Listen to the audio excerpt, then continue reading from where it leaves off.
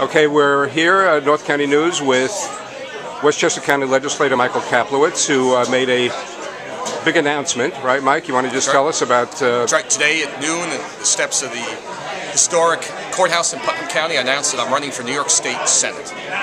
And why are you running for the Senate? I'm running for New York State Senate because New York is not working right now. We need to make New York work. It's government. We need to get people working. We need to get leaders that are working for us. They are filled, unfortunately, with self-ambition. They utilize our money and our resources for their own self-interest, and we are left paying the tab. Property taxes are out of control. Our education system is in peril because of that. Our counties and towns are desperately trying to hold on, and it starts with New York State. And so we need caps on property tax. We need to consider circuit breakers, which would tie property tax to people's income. We need to bring in jobs. I want to become the senator that helps bring about the Tappan Zee Bridge and the infrastructure up at Stewart Airport so we can get people moving, get people to be working and get money moving. We need to, at the other end, deal with small businesses. I am a small business owner myself. I have a certified financial planner and trying to pay my rent and pay my bills. I pay the MTA tax. You realize how dangerous and bad that is. We need to get small businesses going, so we probably could use a state income tax credit for hiring new employees. So across the economic board, there's a lot of work to be done, and I'm looking to make New York work and go up to the New York State Senate and bring some good vision and point out the results that I've accomplished thus far and bring about some positive change for New York. And how long have you been a county legislator now? This is my 13th year as Westchester County Legislator. Putnam County, over the last 5 years, their taxes, county taxes, are up 79%, one of the highest in the entire state. And I don't represent Putnam County. Mr. Ball, Assemblyman Ball, does. And we need help out of Albany.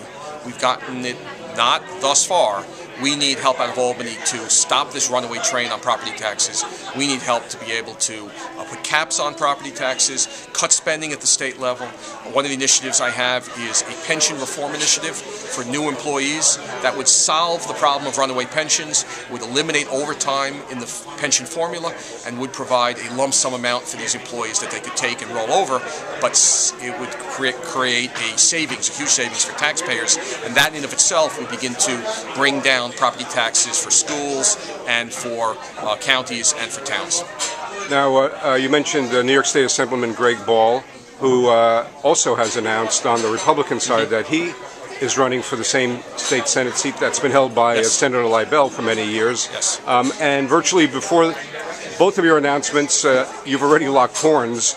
Now, one of the things that he has said about you is he's called you a career politician. How do you respond to that? Well, first I want to thank Senator Leibel for his 28 years in the New York State Legislature. Second, the irony is Mr. Ball is the career politician. That's all he's done since he has gotten out of the Air Force. I, on the other hand, for 26 years have and continue to be a certified financial planner, an attorney. I work with clients on the investment side, the insurance side, and I am a part-time legislator, and I will not be giving that up. Mr. Ball has the view that we should have full-time legislators up in Albany with full-time pay. I am not in favor of raising our salary, and I'm not in favor of changing that status. It's important to have people who are not career politicians like Assemblyman Ball, who have no other career. It's important to have people who have a grounding in the community, in the world of insurance, finance, and the like. And so as a small business owner, I am very proudly going to keep a foot in both camps. The citizen legislator is the best legislator because it comes with a skill set and it comes with a grounding outside of Albany. I'm not in the Albany Beltway, if you will. He, unfortunately, is only trained and only has a skill set that goes to the career politician side. Now, along with Assemblywoman Sandra Galiff, you made allegations against, serious allegations against Assemblyman Ball that was reported in North County News, and he has come back and said unless you publicly retract them, he will pursue litigation. Do you plan to issue any kind of statement? Yeah, he actually ran off and hired a lawyer. Then over the weekend he ran home to his mom and had his mom call the whole district saying, please don't pick on my son for this, don't do negative campaigning against my boy Greg, who's a wonderful man.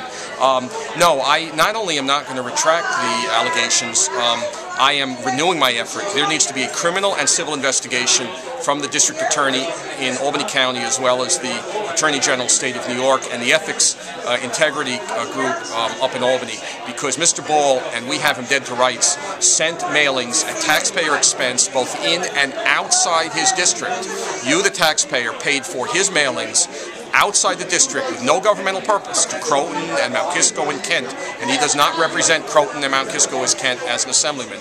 These mailings were to call people to a patently and blatantly Republican Tea Party rally, and he foisted upon the taxpayers a situation where he ripped them off. We're estimating as much as $38,000. Recently, he said, "Your Honor, I didn't rip off $38,000. I only spent $9,000." And his chief of staff said, "No, it was $20,000. Today, we heard another version. It was only $900.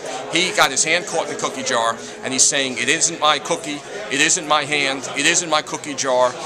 Someone else did it. Everyone else did it." We need a criminal and a civil investigation.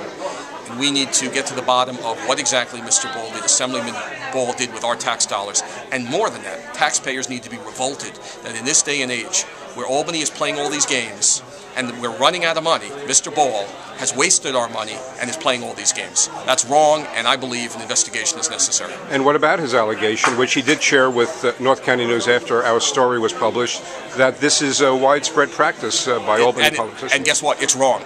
That was another one of his excuses. We have him up to 13 different excuses. And again, oh, don't worry about it. Everyone else is doing it, therefore I can do it. He proudly admitted he mailed items out of his district. If that's the case, that's even more reason why we need to fire Assemblyman Greg Ball, because he's wasting our tax dollars up in Albany, and we do not need legislators up there wasting our tax dollars. Now, one other specific repudiation of your allegation he made was that on the $38,000, he said that is his entire annual mailing budget that he's allotted.